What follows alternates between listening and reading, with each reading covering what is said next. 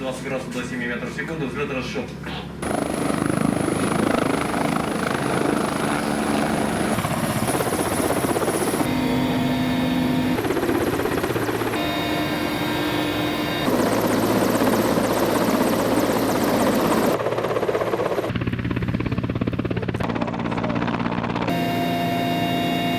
Сегодня в войсковой части 54-135 были выполнены планы учебно-тренировочные полеты на вертолетах Ми-17 и вертолетах Е-145.